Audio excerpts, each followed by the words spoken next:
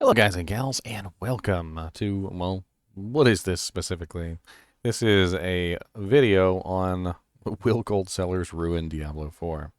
I had been spending some time thinking about this particular topic, wondering what exactly services they would offer, and whether or not they would be able to get away with certain things.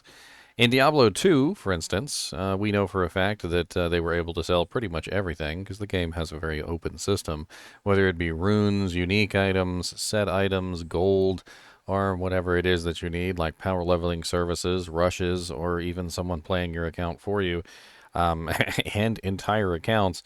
The entire world of real money trade was open to Diablo 2, and as such, often could ruin most of the competition that existed within the game, especially when you were trying to race to level 99 on ladder, and you see somebody on day 2 with an enigma that they obviously did not earn. Now, in Diablo 4, how will this affect us? What is the overall ramifications of how Diablo 4 has set up its system?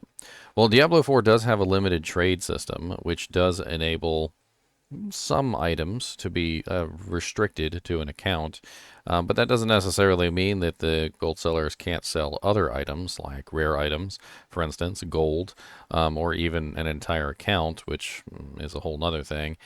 They also can, of course, offer leveling services, which is a little bit more risky because they have to log into your account from a third party location, which can sometimes raise alarms on Blizzard's side.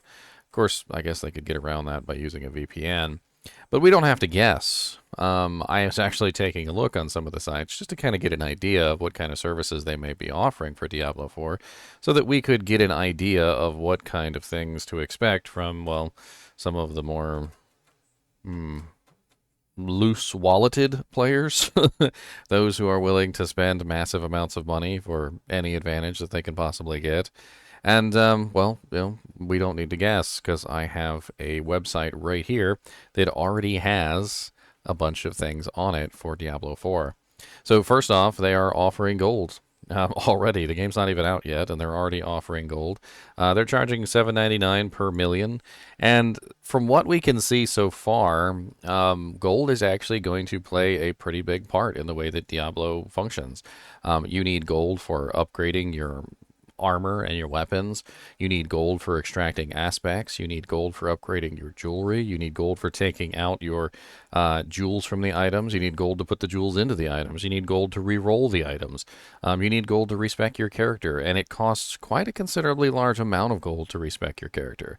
And so I can definitely see gold becoming a very strong item that they will probably be selling on a regular basis, especially if you just want to respec your character immediately and you don't have, say, 10 million gold at level 100, which I think is about how much it's going to cost at level 100. It looks like about 10 million gold. You might come here and just buy it. But at the same time, there may be many opportunities to farm gold within the game as well, and we don't necessarily know yet. So it really depends on how easy gold is to get. If it's extremely easy to get, and then nobody's going to buy it. But if it's relatively difficult to get, then you might see a lot of people purchasing gold packets. Me particularly, I don't like to do real money trade, but I do like to be aware that other people are having these options available to them. In the kinship and, like in Diablo 2 in general, you often come across players that have items that they have no clue how to use. And you don't even know how they even obtain them because they don't even play enough to get those items. They're things that you have to farm and work for to be able to obtain. And so when you see somebody with one of these items, it becomes readily apparent that, well, they probably didn't get it on their own. They also have items for sale here, but nothing is actually on the list yet, of course. There's no data. But they do already have literally PC, PS4, PS5, Xbox One, and S.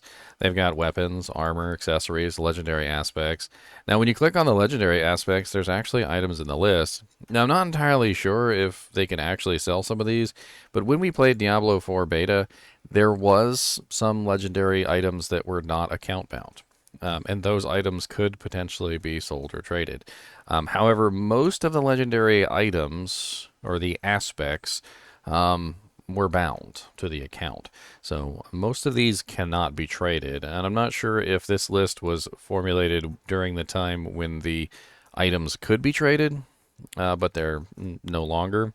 However, even though legendary aspects might not be things that could be sold on the website, we probably will still see rare items of exceptional quality. The thing is that the rare items are already listed here. As you can see, Diablo 4 item rarity, and they talk about rare items begin with 3 aspects. Rare items are higher quality, but also rarity rarer than magic items. And as you can see, they probably will be listing rare items on this website. They have all of the categories here.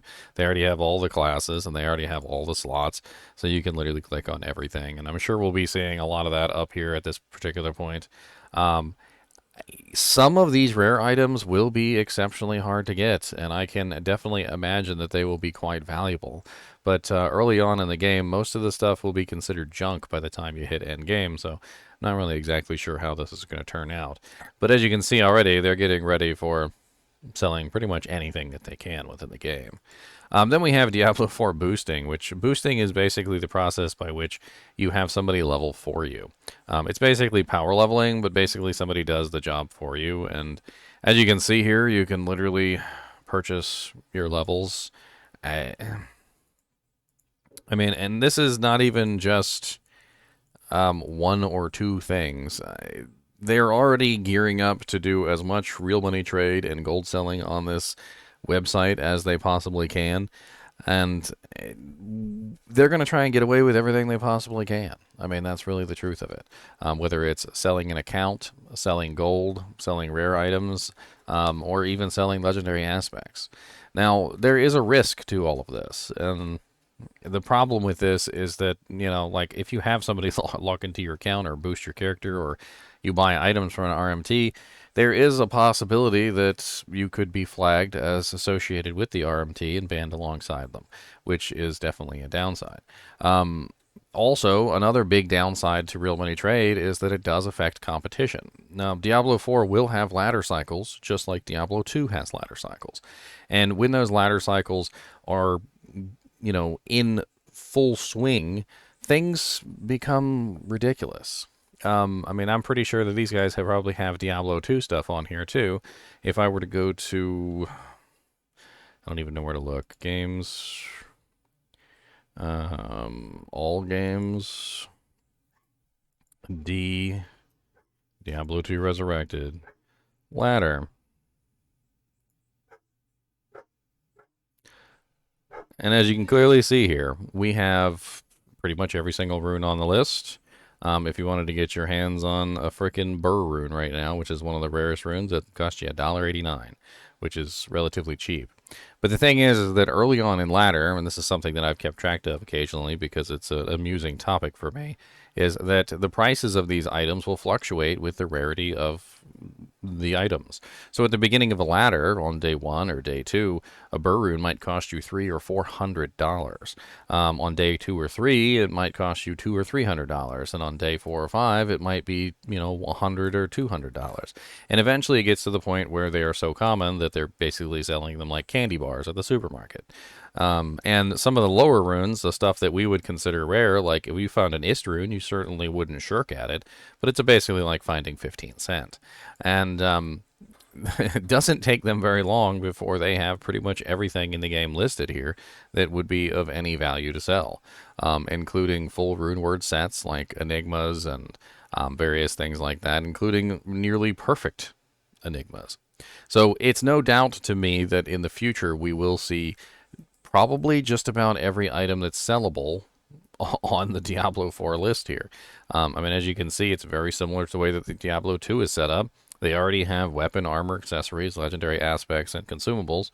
Barbarian, Druid, Sorceress, Rogue, and Necromancer, one-handed and two-handed categories. So when you go through these and you take a look at them, right now there is nothing. But that doesn't mean that there's going to be nothing here forever. In fact, it's only going to be a matter of time before they start listing all of them, to be honest. And, I mean, as of right now, yes, like, we have all of these things listed up here anyway, despite the fact that you can't actually purchase most of them. But I'm curious as to why they have all these listed up here anyway, even though a lot of these are bound to account. If they have some specific way of maybe circumventing the bound to account, I don't know. Maybe they'll just guarantee that they'll get it for you. To make you join a group and they'll farm it for you or something. I really don't know. Um, I mean, there's hundreds of ways that you can sell services and actually get items. And as you can clearly see here, there's already several different ways that they're trying to profit off of Diablo 4. What I'm worried about is that we may see a similar type issue with Diablo 2, which is where Diablo 2 was so flooded with real money trade, so flooded with issues, that eventually everything became worthless. And believe it or not, even to the real money traders, they don't want the items to be worthless either, because nobody wants to be farming something that is absolutely worthless. I mean, like, imagine if you were a farmer and, one day you're selling your corn for, I don't know, $35 a pound or something, and then, I don't know, a big old company comes through, ruins the price of corn, and now your corn's worth like 10 cents a pound, and you're getting basically nothing for it. It's not even worth what it is to farm it anymore. If the price of an item goes down too low, eventually it gets to the point where nobody is interested in it because everybody has it. And that's what Diablo 2 Classic was like. If you guys never played Diablo 2 Classic toward the end of its life cycle, it was completely and utterly flooded with bots to the point where the game was flooded with perfect items, and nothing that wasn't perfect had any value basically anymore.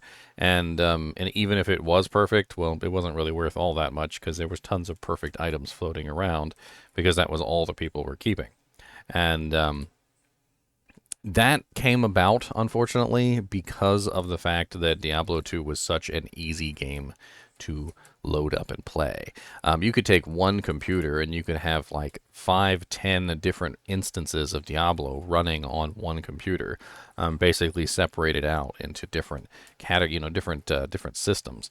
And so you could literally have multiple versions of the game running on a single computer because of how easy the game was to run.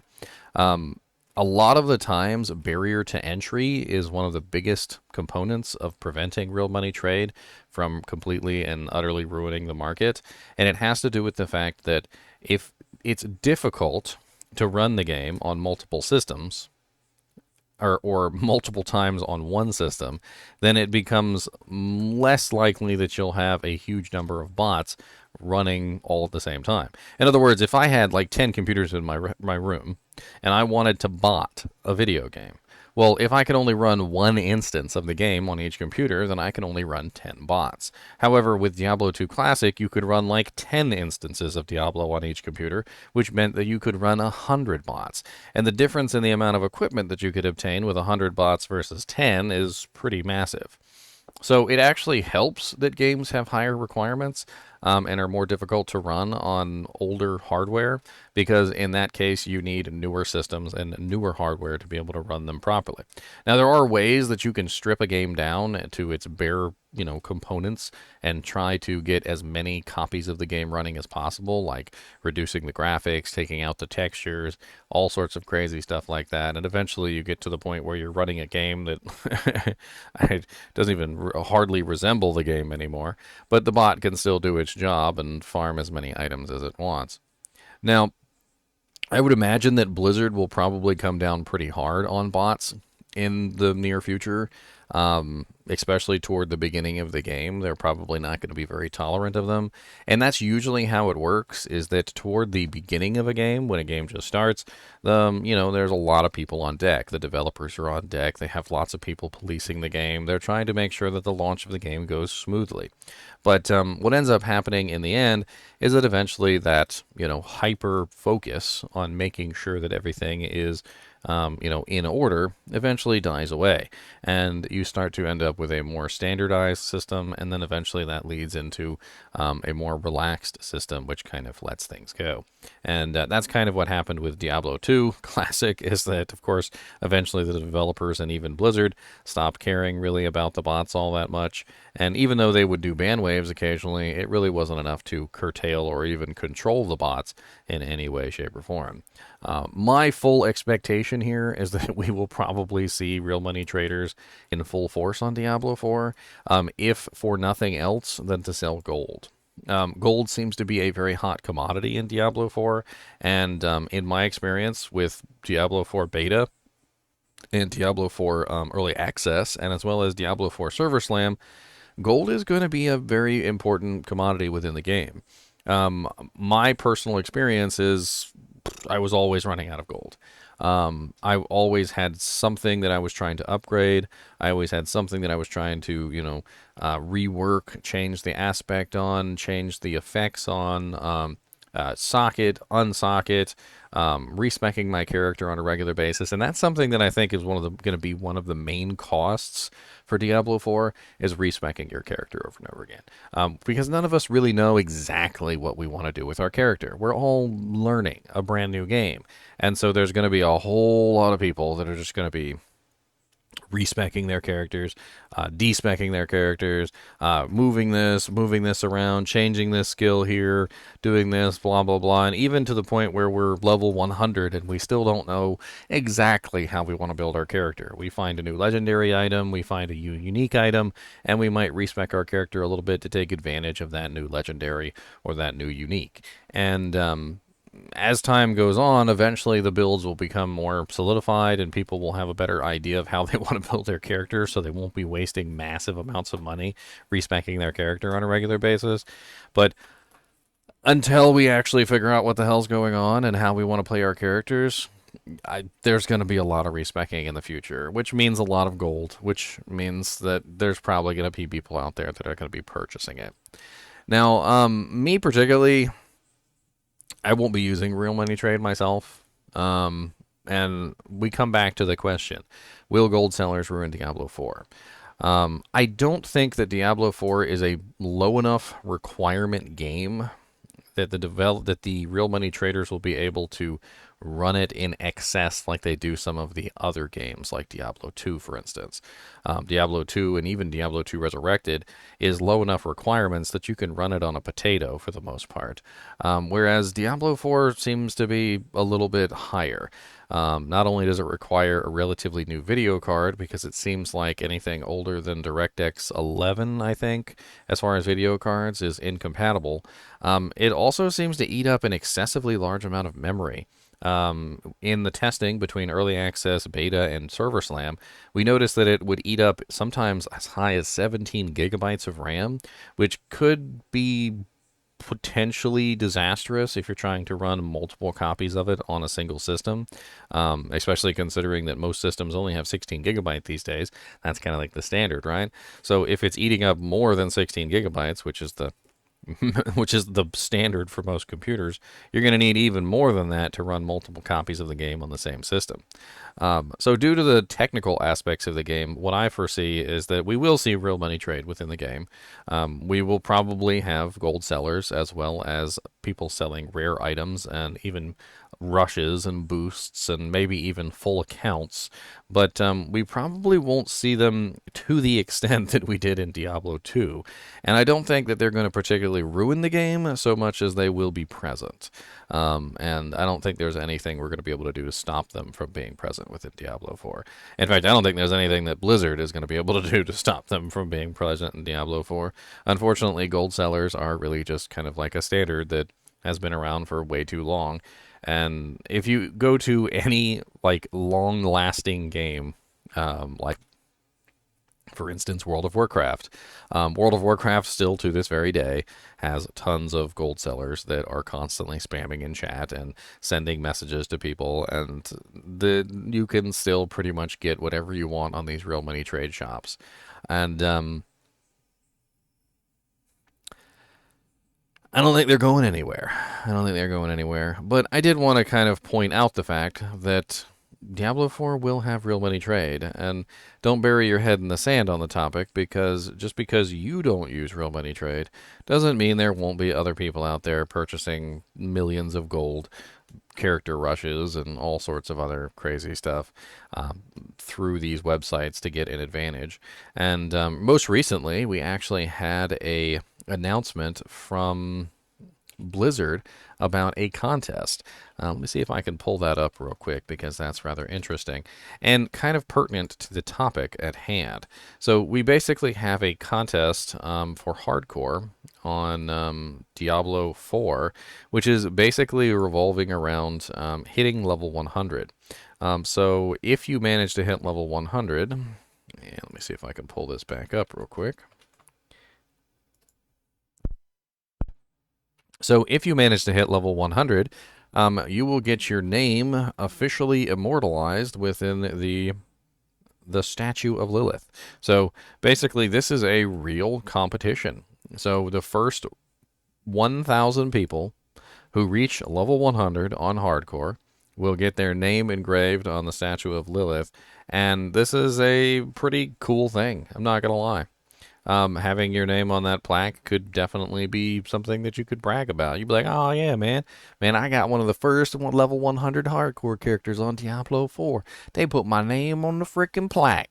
Well, guess what? Those hardcore characters can cheat their ever-loving butts off and go on freaking real money trade sites and probably buy whatever they want. Gold, equipment, rushes, whatever it is that they can get their hands on anyway.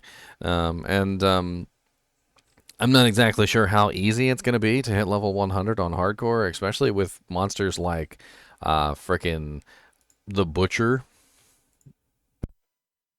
who randomly show up and try to kill you, which is pretty crazy in my opinion, because the Butcher can be pretty nasty. And it would really suck if you were like level 99 and you were working your way to 100, and all of a sudden like the frickin' Butcher shows up and just claps them cheeks. I, I can tell some people would be salty, very salty about this. I don't really think there's much more to talk about this particular topic, but I would like to hear what you guys to think about real money trade in Diablo 4. Do you think it's going to be a big issue? Do you think we are going to see a large amount of people purchasing items, or is this going to be more tame than other games because of the fact that a lot of the items are going to be restricted by account bound status? Or do you think that that doesn't matter at all, and that despite the fact that there are items that will be account bound, the gold sellers will just sell the ever-loving crap out of whatever items they can get their hands on and exploit whatever features they can exploit? I'm interested to hear what you guys have to say. Anyway, as always, I do appreciate you guys and gals watching my videos, even when it's me just yakking for 22 minutes on real money trade. And as always, keep watching.